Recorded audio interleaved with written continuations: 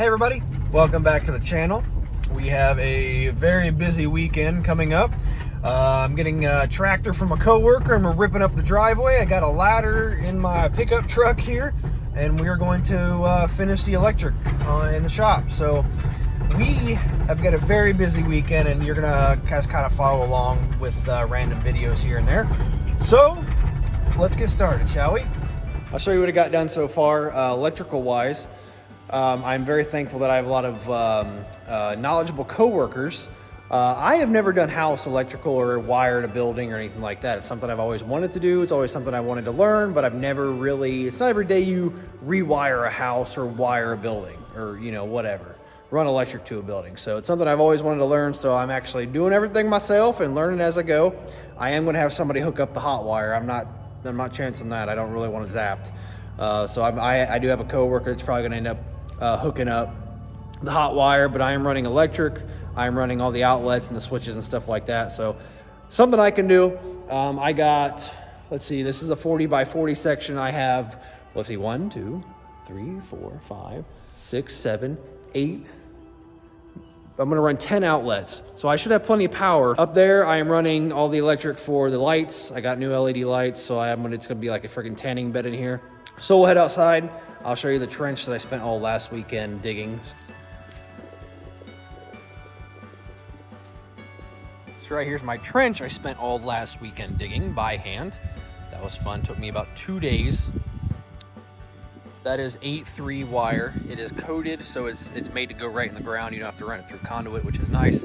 We're gonna get the hot from over there. We're gonna run it from that building all the way across to this building. And my fuse box, my electrical box is right there. It won't focus.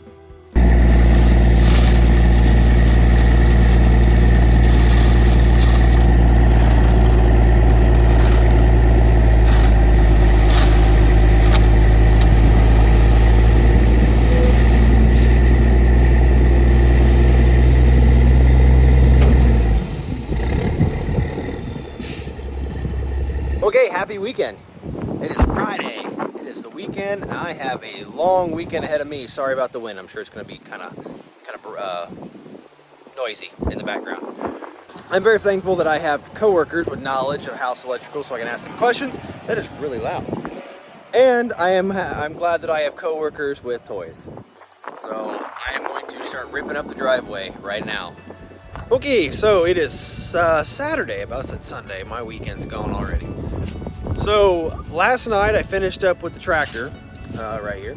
I wanted to show you guys, take you guys along for a ride, but the problem is I couldn't get any of my GoPro mounts to stick to this tractor. I couldn't get anything to mount to it, anything to suck to it. Everything would not work. So I apologize for that, but I will show you the outcome. So, or the end result. So the driveway, I used the rock box with the teeth, ground it all up, leveled it. At the end of the driveway, fixed all that, so that when we come in with a trailer, or perhaps maybe a trailer in the future that's a little bit longer, and the camper, we don't have such a dip when we come in, so I took care of that right here. I spread all that out. So this is, oof, I fell over, $590 of gravel right here. But you got to pay to play and do what you got to do. So we're gonna head to Lowe's. I didn't like the outlets that this guy left, so I'm gonna get some new ones and some few other things. So let's go.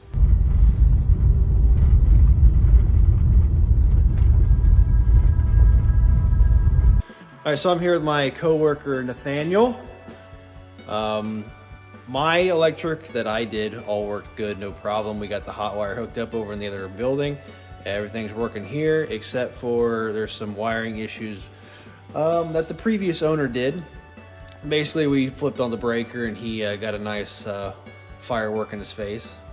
So we are ripping off the wall to find, basically we found a hidden outlet that was wired wrong in the wall that he didn't cut a spot for. No issues. 5 outlets in here that should work no problem. So outlet, or the electric is almost done. And we should be wrapping up here pretty quick. All right, so big shout out to Nate. Thank you very much for coming over and helping me finish up the electric. We officially have electric in the shop now, so all the outlets work. We had to go on a little scavenger hunt last night to find that incorrect wired outlet hidden in the insulation. All the electric is ran, everything is good. I officially have electric in the shop. All I'm doing tonight is going to put the receptacles in, mount them basically. They're kind of pulled out, so I'm going to mount them in and then move on to the next major project, which is this right here. So there's a 10-foot section that goes clear across the shop that does not have cross members from the rafters. So there's nowhere to hook up any insulation or mount any insulation, screw any insulation, any lights, stuff like that. So basically I have to put 22 2x4 10 foot in length cross members across, and then start hanging insulation, clean the floors, and then that's about it. We start moving in officially. So I'm hoping here in the next week and a half, we are officially done and we can start moving stuff in. 2 days to dig, 15 minutes to bury.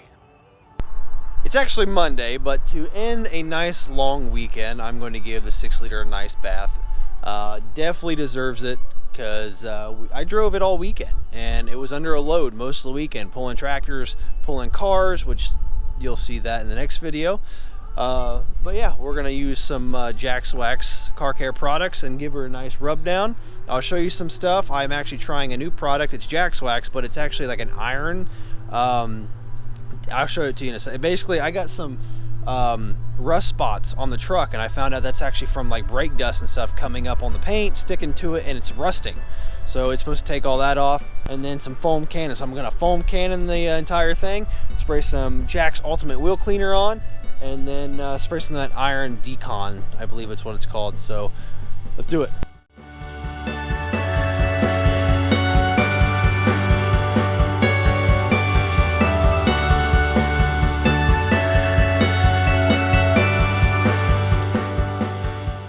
Two Jack's Wax products that I think are absolutely essential for keeping your ride looking absolutely 100% is, one, besides washing, I guess 3 things: washing, good soap, good ceramic, stuff like that. But 2, Jack's Ultimate Wheel Cleaner. This stuff is absolutely amazing. It is gentle, but it does the job.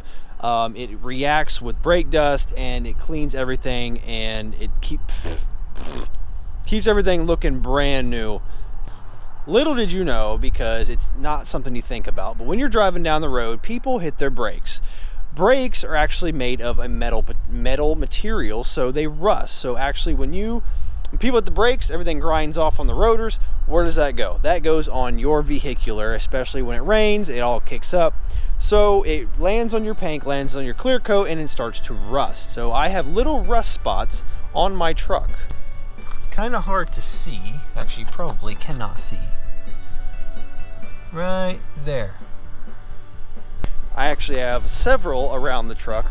They're basically, it's iron brake pad material that kicks up on your paint, sticks to your paint, and then rusts. So you have these little rust flakes all over your truck.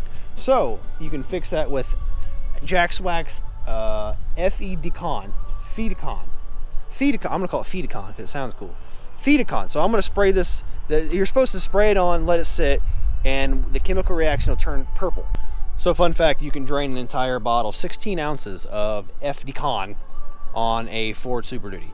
So if you have anything bigger, I probably suggest getting a bigger one, or if you have something smaller, you can probably do it with using less. But I was not shy. I sprayed everything. I've already started to see color change. There's a bunch of purple running down the side of my truck from where it's reacting with the iron on there. So next is, this is going to be very easy to see. I'll show you guys this in a second. Spray on, about 5 minutes. This stuff works really well. All right, so Jack's Ultimate Wheel Cleaner. Now it sprays on a super lime green. It literally looks like my pressure washer. It looks just like that. So I'm gonna give it a few minutes. It's still green, but when it starts reacting with brake dust and dirt and stuff, it starts turning it purple. The front looks like it's going to be obviously worse, because that's what does, that's the front does most of your braking.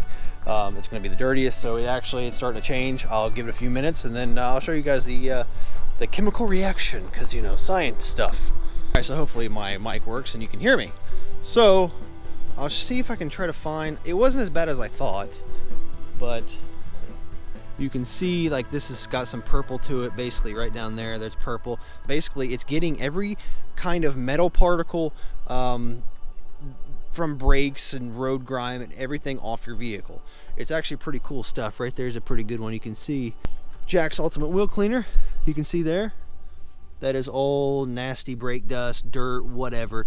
It's cleaning that right up, and it keeps these polished aluminum wheels looking absolutely fantastic. So I think we're going to end the video off here. We are technically halfway through my to-do list, the shop to-do list. Step one was to level the driveway and get stone up to the door here, which is complete. Step 2 was to run the electric, which is now complete. I got electric throughout the entire shop. And then where we're at currently, we're about halfway. Step 3 is to insulate. I got to give this place a good cleaning because basically all that stuff needs to go. All this stuff needs to go. Is to hang the vapor barrier, start hanging the foam board, hang my lights.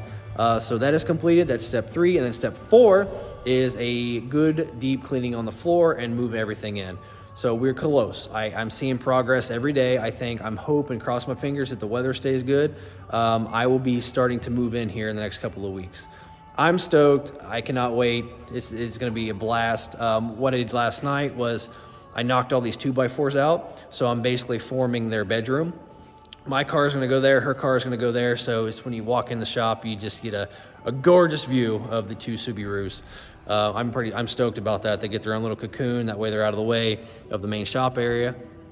So we're making progress. It's slow, but we're making progress. I do appreciate everybody for watching. Disclaimer though, sorry, I gotta switch hands. This one's getting tired. We do not have internet yet. I have no internets. And I already burned up my hotspot. I used all my hotspot trying to upload the last video. So I apologize. We're gonna be getting the internets hopefully before too long, but I may have to take my entire tower, because I use a desktop, to work and upload the video there. So apologize, stick with us. We're doing it, I'm working in here every night trying to get this done, trying to make a video. We're coming along. We're gonna get it. We'll stick through it.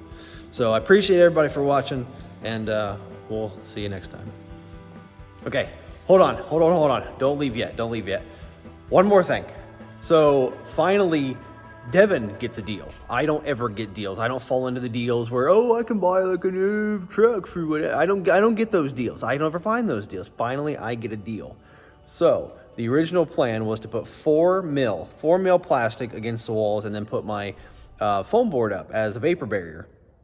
And then I got the idea, let's double it up, make it 8 mil, and then put my foam board up. So I was talking to my wife's grandpa, and he came in clutch. So he used to do environmental cleanup, and they put this plastic down in the ground and then put like a landfill. They basically put the plastic down, make it a landfill, bury it. So he was able to get me, see that? That is 4D, 40 mil plastic. And it actually has an R value. And basically, if you don't know an R value, just Google it. It's basically how they rate insulation. It actually has an R value, which is freaking amazing. So I'm gonna put 4D instead of 8 mil plastic up, and then my foam board. So if you add it together, I'll have an R value of like 13, which 13 is basically what you can use on house insulation on the fiberglass rolls. That's basically what you can, the minimum fiberglass roll has an R value of like 13. So I need 5,000 square feet of insulation to cover the walls and the ceiling. Okay, that is a 22-foot roll, and there's probably about 500 feet of that in there. Okay, I am not gonna use all of it, but I tell you, this thing's gonna be like a cocoon. It's not gonna have any, it's gonna be, I cannot wait. It's heavy though. Like, I'm gonna have to cut it in sections and hang it. But the sweet thing is, I'll be honest with you. So I got about $1,400 in foam board and that insulation, okay, with an R value of 13. So if I was to put fiberglass up of an R value of 13, just the fiberglass insulation would cost me about $2,500 to do 5,000 square feet. That's roof, walls, everything. Now, that's gonna look tacky. Now, if you put board up, just regular OSB board, I'm looking at $5,000 to insulate and do it correctly. So I am very thankful. I'm stoked. So, okay, I guess I can go. I just had to tell you that. I'm just stoked. So, see ya.